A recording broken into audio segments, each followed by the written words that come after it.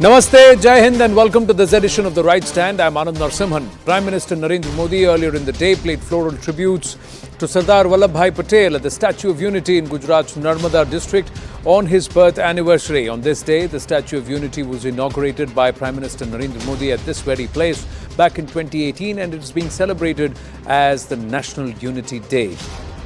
Amid booming startup ecosystem, there has been a massive surge in startups that are especially led by women. According to a report, the number has actually jumped up by 18% in Bharat over the last 5 years. Not only that, the report also added that women-led startup unicorns also increased by 8%, from 8% in 2017 to 17% in 2022. Bharat is estimated to be a $30 trillion developed economy by 2047, and this is according to preliminary results from the centre's vision document that's being prepared. The estimates will go through some fine-tuning and perhaps revision before the final draft vision document is ready by December. Bharat is currently estimated to be the fifth largest economy with a GDP of $3.7 trillion. Now, there's been a significant surge in hiring demand ahead of the festive season as over 1.2 lakh job openings were recorded in August and September 2023 across key cities in Bharat. According to a report, there was a 61% year-on-year increase in women applicants during this period. And Jammu and Kashmir wins the award for the best execution and maximum number of events of Azadi Ka Amrit Mahotsav. More than 1.75 lakh events have been organized in Jammu and Kashmir with an unbelievable participation of more than 83 lakh citizens. J&K Chief Secretary Dr. Arun Kumar Mehta received the award from Prime Minister Narendra Modi at Kartavya Path. Now, ladies and gentlemen, let's set up the big story this evening as we expose the massive K bogey. It's all propaganda and it's all a bust. Outright rejection of an ISI-sponsored narrative that's being parroted and pushed by an American citizen who's been designated a terrorist by the government of India.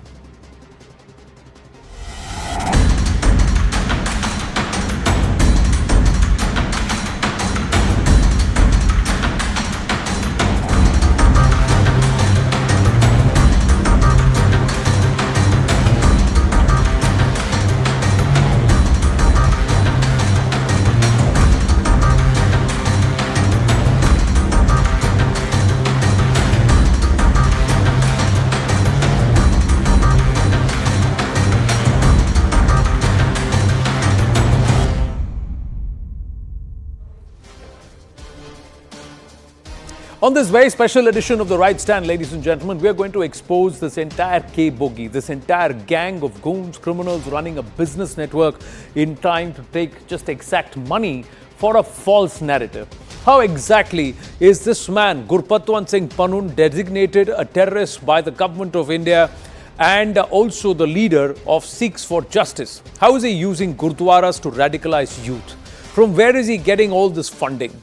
Is this entire referendum bogey getting support, or are the numbers being overtly inflated just to create a certain level of propaganda? CNN News 18's Manoj Kumar Gupta, who's also our group editor security, has accessed some exclusive information through intelligence sources that perhaps answers all these questions. So let's break it down one by one. First up, the first revelation that comes through, this SFJ chief, Gurpatwant Pannun, is running an immigration racket. Secondly, the ISI has got in touch with Pannun after looking at his strategy. The bid to instigate and use youth from Punjab as free labor. The fourth aspect is the idea is to attack perhaps below the belt and insult Bharat. ISI spent nearly $20,000 on a propaganda war. And Pannun is getting this funding, and for this funding he has to show some results, and that's where this entire bogey comes to play. He's actually made gurdwaras propagate anti-India sentiments. ISI's operatives regularly visiting these private gurdwaras in places like the UK and in Canada. OGWs have been created through this modus in border areas in Bharat. Now, this is what we are given to understand as the intel source tells the News 18 network. Also, now let's try and take a look at this entire funding aspect. How is the K gang getting this funding? How are they making the money, and how it is nothing but a glorified racket to corrupt young minds and also to run a propaganda that fills their purses? Pannun is an American citizen and he is misusing his access to the UK, Canada. The ISI majorly funding Pannun through donations by the youth. Funds are actually transferred from the UK and Canada for targeted attacks in Bharat. The ISI earns money through cross-border narco business or drugs business. The ISI is sending drugs and weapons through drones regularly. So it's all a large business affair wherein some of the lower level ISI operatives are also making a quick buck at the cost of the youth of Bharat and of course the social fabric of Bharat. Now the super scoop on this entire referendum 2020 bogey that will actually stun you, ladies and gentlemen, because all the numbers are inflated and inflated exponentially, and this entire support is all fake. Have a look at this information that we've accessed here on the network. Gurpatwant Pannun creating fake numbers for votes for this entire referendum bogey. On September 10th in Canada, for example, Pannun managed just 2,300 votes. And what was the claim? The claim is that he got 1,35,000 votes. On the 29th of October 2020, the referendum just got about 2,000 votes. But the SFJ had at that time claimed that they had received 2 lakh votes. Now, a pro-Khalistan rally was also organized in Canada on Sunday that also failed miserably. It was an old set of people who were present in the rally only. There were no new groups that participated in this rally. The K group was able to collect just about 2,000 votes again, and for this entire referendum bogey, but they claim to have collected nearly 2 lakh votes. So you see the difference, ladies and gentlemen. This 2020 referendum on ground in terms of actual number of votes is not getting much. But here's what they're doing. They are bulldozing their way through, trying to take over certain gurudwaras which are run privately, and they're even replacing the pictures of the gurus with those who are wanted terrorists. They are putting arms, weaponry and messaging which is only corrupting the minds of the youth who perhaps do not know the phenomenal history of the Sikhs and how closely it is linked to Bharat and of course the Hindu way of life. So, we expose this K-bogey tonight. Mother.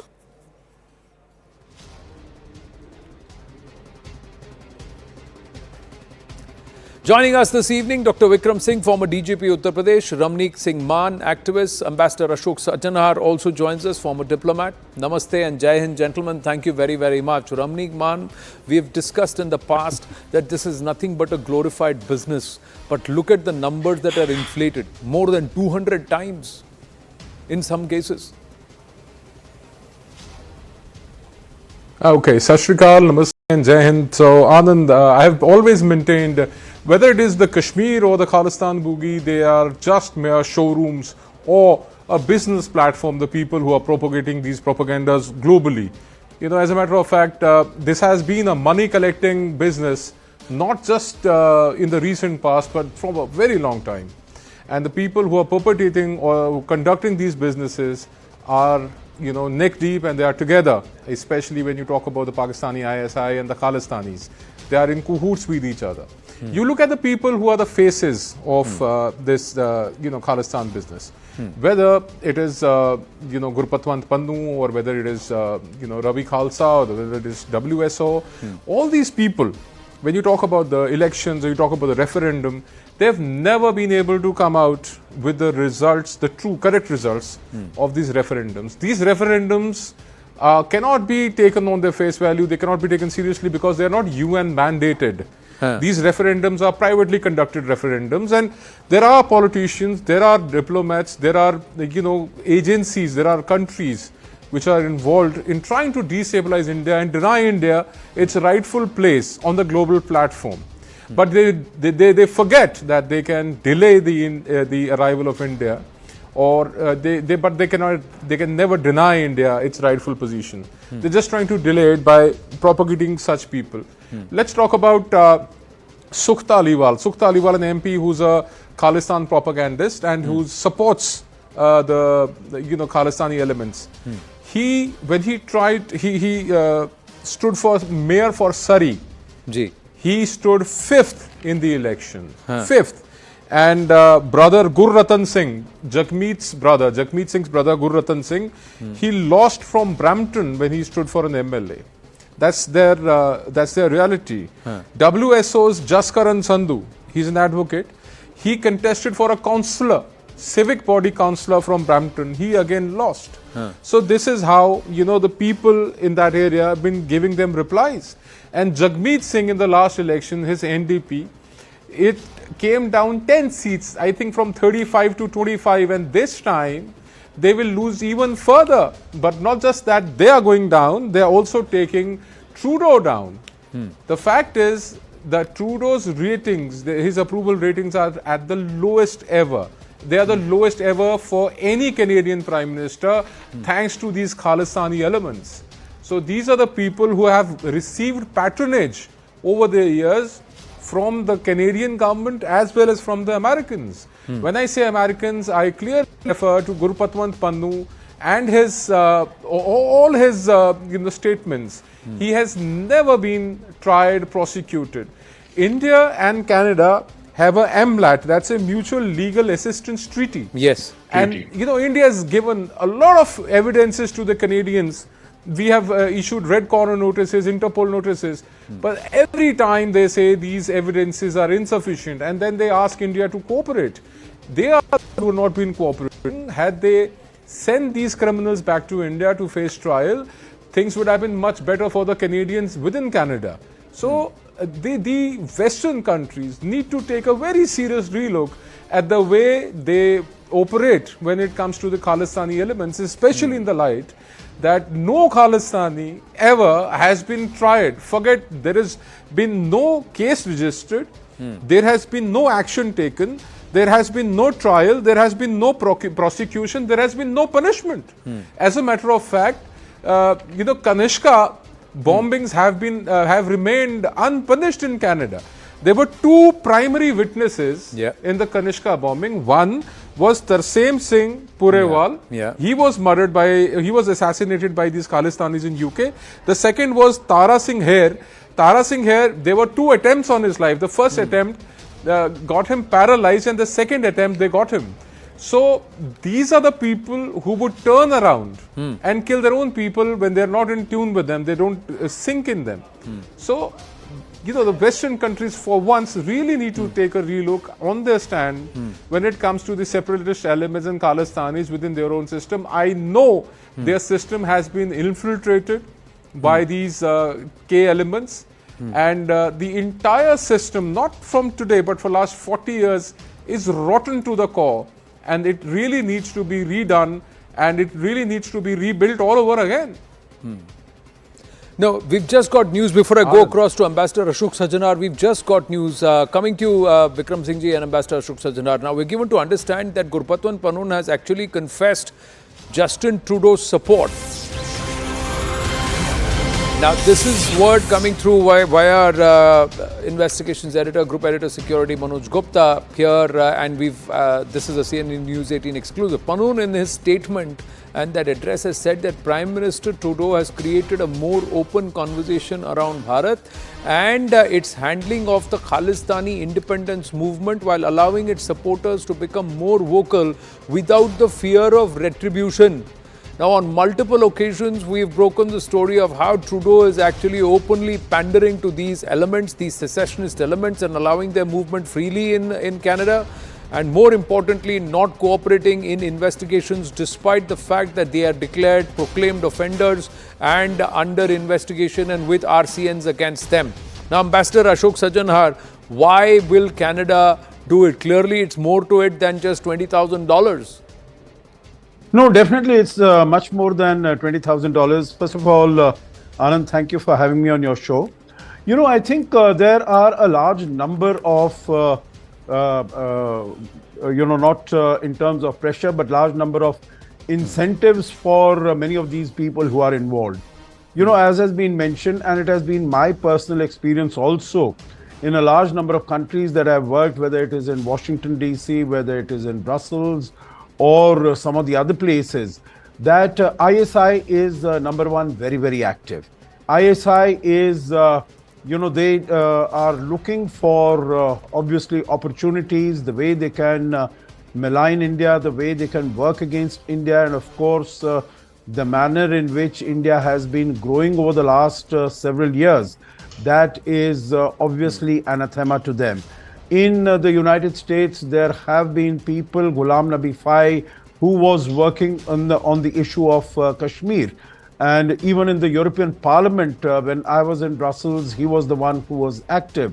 And he would not acknowledge or accept that he was receiving funding from the ISI. But in the United States, it was proven there was a case against him. He was charged and then he was convicted for this, having accepted money and funds from the ISI. So that is definitely one particular angle as far as Canada is concerned and as far as the Khalistan bogey there is concerned. Secondly, you would recall that when this whole issue of India's alleged involvement in the killing of this Harjeet Singh Nijjar was concerned, and the matter was brought to India in front of Indian officials, what the Indian official spokesperson had said that these charges are absurd and they are motivated. What our External Affairs Minister has said that India does not engage itself in such activities. So, as far as India is concerned, it is clear that we are not involved in it. But when we say that it is politically motivated, it means there are political compulsions of Justin Trudeau. All of us know that he... But Ambassador Sajjan, I regret my interruption there. No, please. But please explain to us and to our viewers, how is this helping our cause? How is the statement and position that we're taking, and how is it that allowing such elements a free run on Canadian soil with a huge Indian diaspora, how is this helping our cause? Aren't they it is... You're very right. You're very right, Anand, when you say that, we have to, put pressure, we have to apply pressure as far as Canada is concerned. And, that this environment of permissiveness that is prevailing, that is pervading in Canada, I don't think that can be allowed to go on for any longer, because, when we have... whether it is the images of the Prime Minister, of the External Affairs Minister, of our High Commissioner, they are put on posters and there are calls. No, he has, sir, yesterday, and there are more rallies. We are given to understand that they have now promised him, and he's announced that they are actually allowing him more rallies in some of these regions. And he has openly said that in Edmonton and some of the other places, he is going to create, he's going to get more permissions to carry out more rallies, and they're going to extend it. Now, this is something which should be a concern for all of us. And he has said, as an American citizen, he is telling Canadians that I will reward anybody who gets an Indian diplomat in handcuffs. So I think this really brings out, Anand, the hypocrisy of the Canadian authorities, particularly Mr. Justin Trudeau, when he says that, we are going to allow freedom of speech, freedom of expression. But this is not freedom of speech. This is, inciting violence. This is threatening. This is intimidating. And this is last time also he had offered $40,000 for killing any of these main people that... definitely, India's pressure against against Canada and against these elements, that has to continue. India cannot backtrack on what it has done. And I think we can see that whether it is in terms of seeking parity as far as the diplomatic representation in the two countries, whether it's in terms of numbers or level of representation, I think all that is there. No, but the fact is he's an American citizen, and we have not raised this issue with the Americans yet. We have not raised it with them, saying that this is somebody who's designated a terrorist by us and you're still allowing him a free run. But Vikram Singh ji, the other aspect is this is all a lie. उसको आप जितने भी पैसे दे दो, उसको 1500-1700 से ज़्यादा लोग वोट नहीं मिल रहे हैं. It's not happening in the UK, it's not happening anywhere. So he's a dud. Anandji, good evening, and I'm in total agreement with the esteemed panelist, Mr. Maan and Ambassador Sajjan Harsar. You're very right. Gurpatwant Singh Pannun is a known thug, and he has exposed himself and the game plan of the ISI. Why he is getting? Because there is a purpose. Nothing happens because accidentally, or nothing happens without a purpose. Now, I will just take another 30 seconds to explain that the footprints of the ISI are very clear. How they propped up Dawood Ibrahim, a son of a retired head constable of Mumbai police. Nothing wrong in that. But the ISI not only groomed him, but made him the biggest drug dealer and smuggler in the world, and a proclaimed offender, and a UN offender at that. And in similar manner, the way ISI has propped up Gurpatwant Singh Pannun, and the way he managed to get the disturbances done on 26th of January 2 years ago is known to one and all. How he propped up, and how the ISI also propped up Amritpal Singh from Dubai and para-dropped him in Punjab, and then supported him in logistics and intelligence, that is known to one and all. And you would see the moment Amritpal Singh was arrested, things are very much under control.